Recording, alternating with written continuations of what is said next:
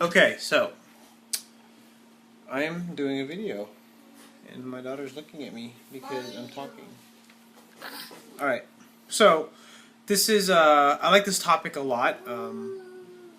Jason, I love the idea of overtraining or talking about overtraining, and this is kind of cool that that I can talk about this because I like to share my opinion on it and just kind of give a response to your video.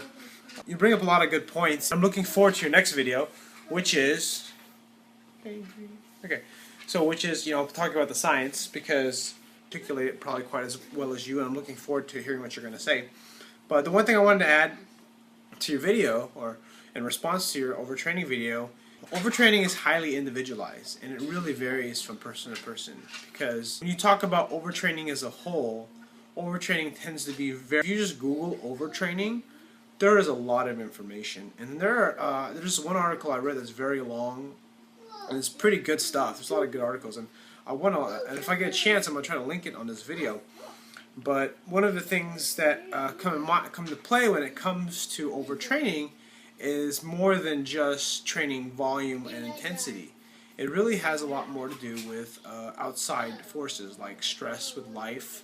I got my little daughter here, and you might hear my son in the background. And the tough part is being able to realize that, all the things you got going on. If you think about it, maybe the average person might work out 3 to 5 hours a week, or that's maybe all the time they have for. Usually what that means is that, the likelihood of their overtraining is highly unlikely just because the volume is low. But it kind of depends on the individual, because, if you're waking up at 4 o'clock, 5 o'clock in the morning to go to work, or 4 or 5 o'clock in the morning getting 6 hours of sleep to work out, go to work a 6, 8, 12, 16-hour day, and then go home, and then having to take care of your kids and do the whole family thing. Maybe you might have other projects outside of work. They also act as stressors, and these stressors play a factor into overtraining, because overtraining is a big part of outside influence. So people in school being able to be studying for college, studying for all those kinds of things, studying for tests. Those will play a big role as a stressor. Not getting enough sleep is a stressor. Working out is a stressor. One thing that I know, like with overtraining, there's a few common symptoms. Example, insomnia, or not being able to sleep well, high elevated heart rate when you wake up in the morning, or higher than usual. Typically I think it's around 10 beats or more per minute from your resting heart rate when you wake up in the morning. Another overtraining symptom is loss of appetite. Another overtraining symptom is chronic soreness. Now, considering some of those few, because there's a long laundry list when it comes to the subject of overtraining or what the symptoms are. What are you doing? Hi. Hey, sweetie. Alright. Now I lost my train of thought. What was I talking about? Do you remember what I was talking about, Ellie? Ellie, do you remember what I was talking about? The long laundry list of overtraining symptoms. Typically, someone who's very out of shape or someone who's very deconditioned will exhibit overtraining symptoms if they work out too hard too soon. The subject of overtraining can be very broad, whether you're talking to specific muscle groups or you're talking about full body overtraining. There are so many different variables, and what Jason said in the video is completely right. It's really blown out of proportion. A lot of people don't realize what overtraining is because they're not properly educated, and you just read what's in the magazine, and some of it is good information, but a lot of the time, the problem is it's oversimplified typically. Because if, depending on your particular circumstance, if you're an advanced lifter or a beginner, it will have varying degrees of what overtraining really means in the context of what's being read in the particular magazine or article.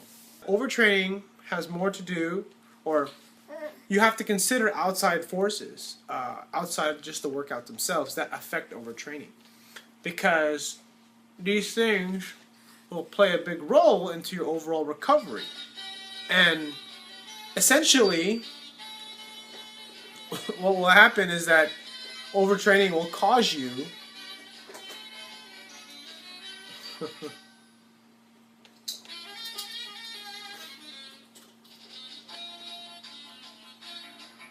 I hope you find this video entertaining, because my son is playing with my daughter's toy and it's making a lot of music, and my son is smiling at me, and my daughter's putting her fingers in my mouth while I try to talk.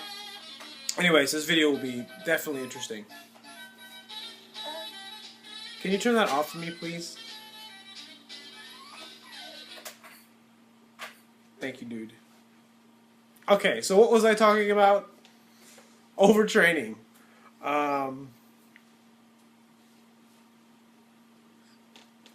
What was I talking about? Do you remember, Ellie? Come on. Come on. Why don't you teach them something about fitness and overtraining? Oh yeah, outside forces of stress. That's right. Because when you have outside forces of stress, they will affect your ability to recover. That's what I was talking about. I was talking about recovery. So if you don't properly recover from your stress, you can get into an overtrained state. But overtraining in itself can be overtraining itself is usually used a lot, because a lot of the time overtraining typically, what they usually mean sometimes, or what they mean by it, is overreaching.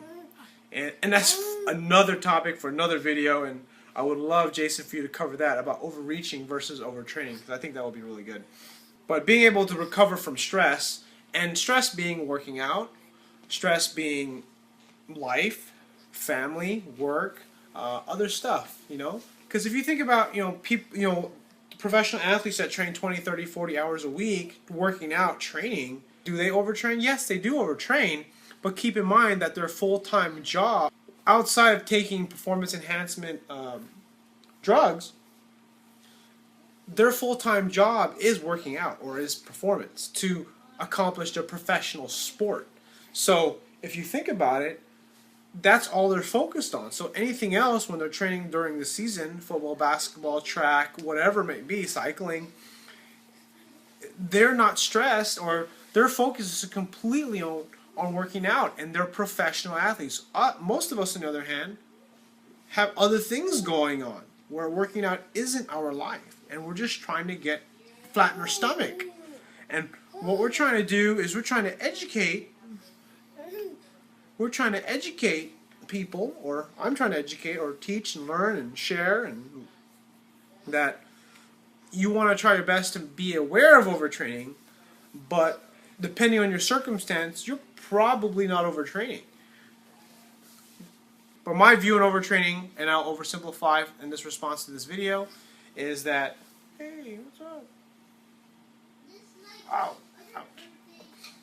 My response in this video is that typically, if you're not getting stronger, or you are not moving faster for running or for whatever endurance activity, if your numbers aren't improving, or your strength is decreasing, or you're having trouble breaking a plateau in strength, it is possible that you are getting close to overtraining.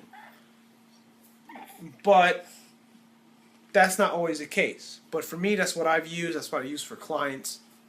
And I also try to make sure that I give that I give advice that makes sense, that's practical for people to use. So, anyways, that's my response to you, Jason. You want to say bye, Haley? Say bye. Say bye. Look at the camera. Look at the camera. Look at the camera. No, over there. Over there. See? Bye. Say bye. Bye. Bye. Bye. Bye. All right.